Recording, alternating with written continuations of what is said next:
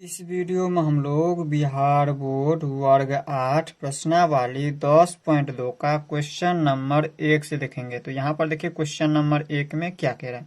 कह रहा है निम्न संख्याओं को मानक रूप में व्यक्त करें। तो चलिए इनको समझ लेते हैं हम अपने कॉपी में। तो यहाँ पर देखिए अध्याय 10 प्रश्नावली 10.2 और वर्ग है 8वीं। इसमें प्रश्न संख्या 1 में कह रहा है निम्न संख्याओं को मानक रूप में व्यक्त कीजिए। ये जो संख्या दिया हुआ है इन संख्याओं को क्या करना है, मानक रूप में व्यक्त करना है। तो मानक रूप में व्यक्त करने के लिए सबसे पहले क्या करेंगे, इनको दशमलव से बाहर करेंगे। ये अभी दशमलव में है ये जो संख्या है, तो इसको हम दशमलव से बाहर करेंगे। जब इसको दशमलव से बाहर करेंगे तो यहाँ पर देखिए पीछे 4 के पीछे जितना भी है सभी शून्य है, तो इसको हम नहीं लिखेंगे। शून्य को नहीं लिखना क्योंकि इसका कोई वैल्यू नहीं है, डायरेक्ट लिख देंगे 4।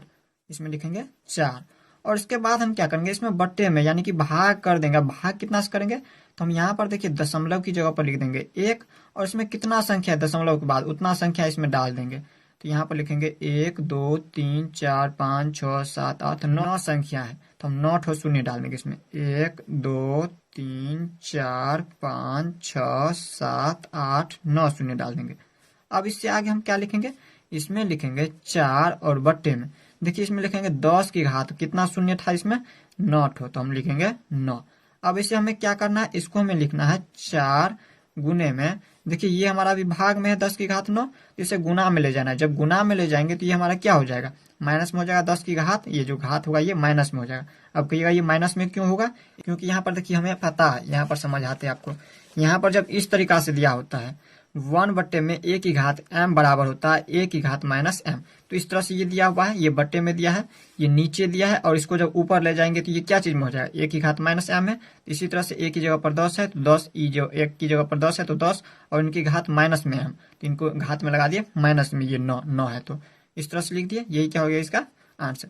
तो ये तो हमारा पहला विधि हो गया। अब देखिए दूसरा विधि हम बताते हैं। इसमें देखिए दूसरा आसान विधि, यहाँ पर आप इस तरह से भी कर सकते हैं या इसको आप इस तरह से हल कर सकते हैं। यहाँ पर देखिए सबसे पहले क्या करना है, इसमें आप लोगों को यहाँ पर दिख रहा होगा, देखिए पीछे शून्य है तो इसको लिखना नहीं है, डायरेक्ट लिखना है 4 को। यहाँ पर लिख देंगे 4 को और गुने में इसमें क्या करना है, दशमलव की जगह पर यहाँ पर देखिए दशमलव की जगह पर हम इसमें लिख देंगे 10। दशमलव की जगह पर कितना लिख देंगे 10 और इनके घात में क्या लिखेंगे, देखिए इनकी घात में जितना संख्या उतना लिख देंगे। यहाँ पर है देखिए दशमलव के बाद है 1 2 3 4 5 6 7 8 9 है, तो यहाँ पर इनकी घात लिख देंगे 9। अब इसमें माइनस लगाना है। अब माइनस क्यों लगाएंगे इसमें, तो आप लोगों को याद रखना है जब यहाँ पर दशमलव के आगे संख्या में दिया हो, इस तरह से जब ऊपर में दिया हो तो हम क्या करते हैं माइनस में लगाते हैं। और इसमें अगर ये जो संख्या लगा है ये नीचा में हो, जैसे यहाँ पर समझाते हैं, जैसे यहाँ पर समझिए, यहाँ पर समझाते हैं। अगर यहाँ पर दिया हो इस तरीका से, जैसे यहाँ पर दिया हो 4, इस तरह से हम 4 पर इतना शून्य डाल दिए, तो यहाँ पर देखिए ये जो 4 आया है ये नीचे आया, 0 के नीचे आया है, सबसे नीचे आया है।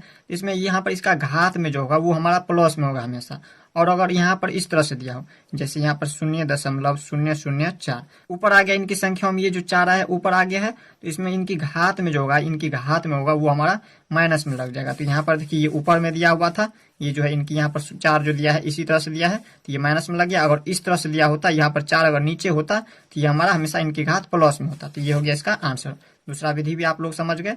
अब देखिए दूसरा नंबर में यहाँ पर है 0 दशमलव इतना दिया हुआ है 0 और इसके बाद दिया है 32। तो यहाँ पर ये जो 32 दिया है ये भी क्या है ऊपर में है, तो इसमें भी इनकी घात क्या होगा माइनस। पहला तो हम इस तरीका से बना सकते हैं या फिर आप पहला इस तरीका से पहले बना लीजिए, दशमलव को बाहर करके यहाँ पर लिखेंगे।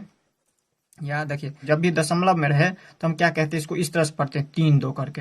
यहाँ पर हम एक एक संख्या को पढ़ते हैं और दशमलव से जब बाहर कर देंगे तो यहाँ पर तो ये डायरेक्ट 32 हो गया, तो इसमें लिख देंगे 32। शून्य का कोई वैल्यू नहीं तो हम डायरेक्ट 32 लिख देंगे। और बट्टे में इतना ना लिख करके डायरेक्ट आप इस तरह से कर लीजिए। यहाँ पर देखिए दशमलव की जगह पर इसमें हम लिख देंगे 10 और इसमें देखिए दशमलव के बाद कितना संख्या है उतना हम इसके घात में लिख देंगे। तो देखिए दशमलव के बाद 1 2 3 4 5 6 7 8 9 10 11 है, तो यहाँ पर हम लिख देंगे इनके घात में यहाँ पर 11। इस तरह से हम लिख देंगे इसको। अब लिखेंगे बराबर में। अब इसमें हम इस तरह से लिख सकते हैं। यहाँ पर आप लोगों को समझना है, हमने आपको यहाँ पर क्या बताया समझिए।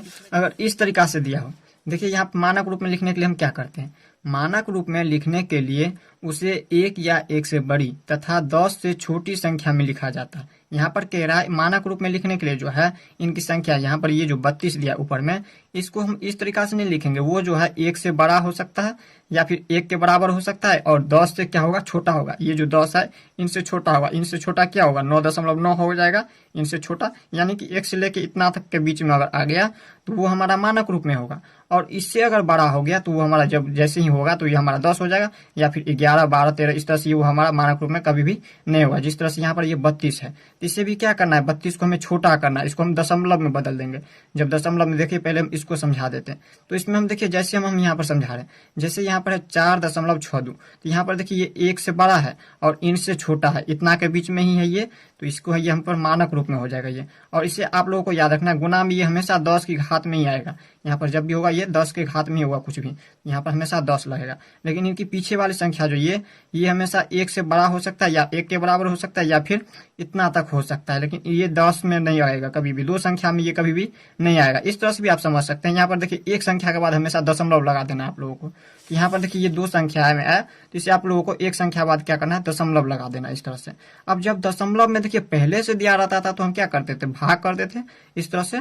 और जब यहाँ पर पहले से नहीं दिया हो, हम इसको दशमलव में बदल रहे हैं, तब क्या करेंगे, इसमें हम गुना कर देंगे। इसमें गुना करेंगे इस तरीका से।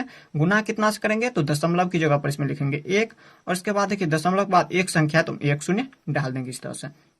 अब इसमें देखिए यहाँ पर घात में कुछ भी नहीं, इसका मतलब 1 है, 1 छुपा रहता है।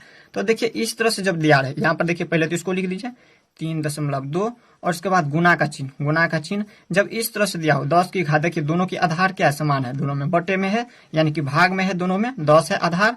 और यहाँ पर देखिए इनकी घात अलग अलग है। जब इस तरह से दिया हो, a की घात m और बट्टे में a की घात m, यहाँ पर देखिए इसी तरह से दिया है a की घात m, यहाँ पर देखिए m की जगह पर ये और n की जगह पर ये, इस तरह से दिया है। यहाँ पर देखिए इसमें हम समझा रहे हैं a की घात m और a की घात n दिया रहो, तो यहाँ पर हो जाता है a की घात m माइनस n, यानी कि ये m में से 1 में से हम घटा देंगे इस n को, यानी कि 11 को घटा देंगे। तो यहाँ पर देखिए इनकी घात, सबसे पहले इनकी आधार को एक बार लिख देंगे, इनकी आधार को लिख देंगे, और इसे 1 में से हम 11 को घटाएंगे। हम घटाएंगे तो कितना हो जाएगा इसका आंसर, यहाँ पर 3.2 है तो इसको लिख दीजिए, और गुना में 10 की घात कितना हो जाएगा, देखिए 1 में से 11 तो घटेगा नहीं, तो हम 11 में से जब 1 को घटाएंगे तो यहाँ पर हो जाएगा 10 घात में, और वो माइनस में लगा है यहाँ पर 11 में से जो घटा रहे हैं तो माइनस का चिन्ह लगा देंगे। यही क्या हो जाएगा इसका आंसर। तो पहला तो हम इस तरीका से हम बना सकते हैं, और दूसरा तरीका हमने क्या बताया इसको, या तो आप इस तरह से भी बना सकते हैं। यहाँ पर देखिए डायरेक्ट क्या करेंगे, 32 को लिख देंगे, ऊपर 32 है तो 32 तो लिखना नहीं है, इसको 32 क्यों लिखेंगे, क्योंकि यहाँ पे ये तो हमारा 2 संख्या में हो जाता है। और मानक रूप में हम बदलने के लिए क्या करते हैं, 1 या फिर 1 से बड़ा और 10 से छोटा में होता है। तो यहाँ पर एक संख्या के बाद क्या करेंगे, दशमलव में लगाएंगे। एक संख्या के बाद क्या करेंगे, दशमलव लगा देंगे इस तरीका से। जब इसको एक संख्या के बाद दशमलव में लगा रहे हैं तो यहाँ पर आप लोगों को इसे याद रखना है, इसे आप हमेशा याद रखिएगा जो बता रहे हैं।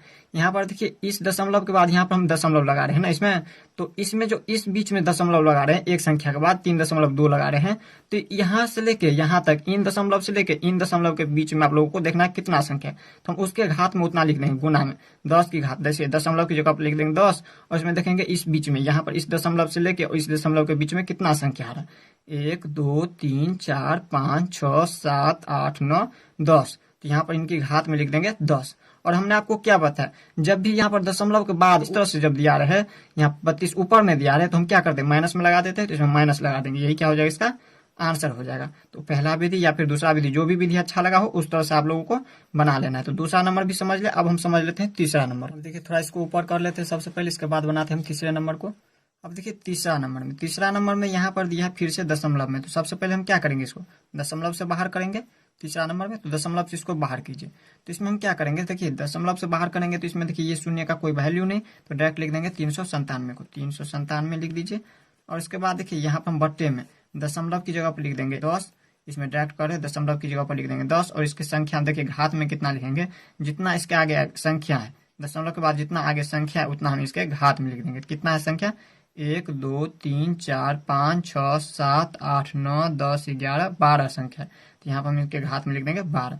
अब इसमें आप लोगों को हमने क्या बताया, जब भी यहाँ पर देखिए इस तरह से आ जाए, एक से अधिक संख्या में आ जाए, तो उसको हम क्या करते हैं, एक संख्या के बाद दशमलव लगा देते हैं। यहाँ पर देखिए एक संख्या से अधिक आ रहा है, यहाँ पर देखिए 3 संख्या इसमें आ रहा है, तो हम एक संख्या के बाद क्या करेंगे, दशमलव लगाएंगे। और दशमलव लगाएंगे जब भी, तो हम इसमें क्या करेंगे, गुना भी करेंगे। गुना कितना से करेंगे, दशमलव की जगह 1 लिख देंगे, और इसके आगे यहाँ पर 2 संख्या है तो 2 शून्य डाल देंगे। अब इसे हम इस तरह से लिख सकते हैं क्या, यहाँ पर देखिए इसको हम लिख सकते हैं यहाँ पर 3.9 और गुना में 10⁻²। जब 10 को 10 से स्वयं से गुना करेंगे तो यहाँ पर 100 हो जाता है। इस तरह से हम 10⁻2 लिख सकते हैं और बट्टे में यहाँ पर लिख देंगे 10⁻12। अब हमें क्या करना है यहाँ पर, तो देखिए यहाँ पर देखिए इन दोनों की आधार क्या है, समान है।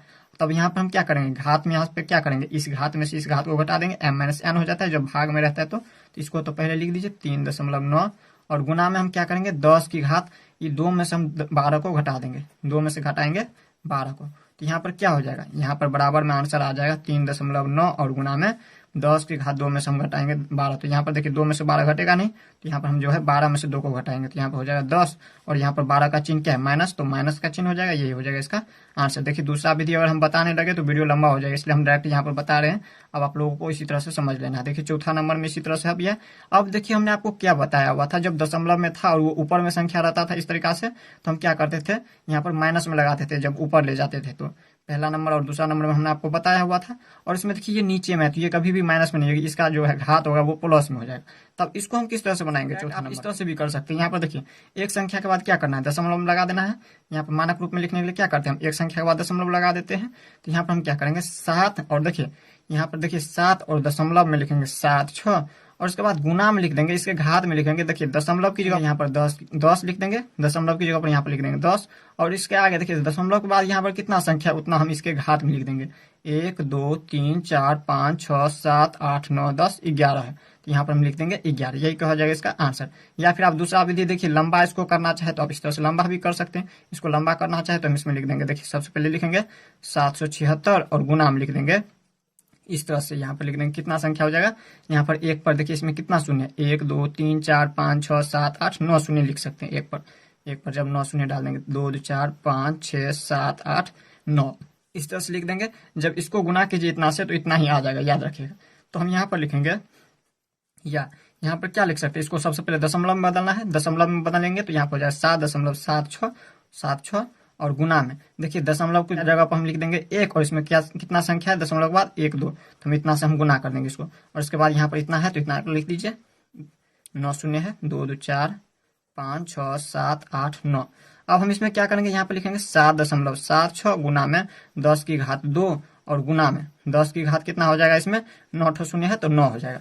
तो यहाँ पर हम लिखेंगे या 7.76 गुना में देखिए इसके बाद इनकी घात क्या करते हैं, जोड़ देते हैं, तो 2 और प्लस में 9 कितना हो जाएगा 11, यहाँ पर डायरेक्ट 11, यही हो जाएगा इसका आंसर। तो इस तरह से हमने यहाँ पर देख लिया चौथा नंबर भी। अब देख लेते हैं पांचवीं नंबर को। अब देखिए पांचवीं नंबर को जो है हम इस तरह से आसान विधि से इसको हल कर लेते, इतना ना करके हम डायरेक्ट इस पर हल कर लेते। इस तरीका से हम क्या करेंगे, इसमें लिख देंगे देखिए 806 को हम क्या करेंगे, एक संख्या के बाद सबसे पहले दशमलव लगाएंगे इस तरीका से, तो यहाँ पर हो जाएगा 8.06 और गुना में यहाँ पर कितना हो जाएगा, तो देखिए दशमलव की जगह पर हम लिख देंगे इसके 10, यहाँ पर दशमलव की जगह 10, और इसके घात में कितना हो जाएगा, तो देखिए दशमलव के बाद कितना संख्या 1 2 3 4 5 6 7 8 9 10 11, तो यहाँ पर 11, यही क्या हो जाएगा इसका आंसर। और दूसरा विधि हमने आपको बता ही दिया जो इस तरह से भी इसको कर सकते हैं। इसमें हम लिख देंगे 806 और गुणा में लिख देंगे 1 पर जितना इसमें संख्या है उतना शून्य डाल देंगे, फिर इसको हम इस तरह से घात में ले जाएंगे, इस तरह से घात में बदलेंगे और फिर इसके बाद इनके घात को जोड़ देंगे, तो इतना आंसर आ जाएगा।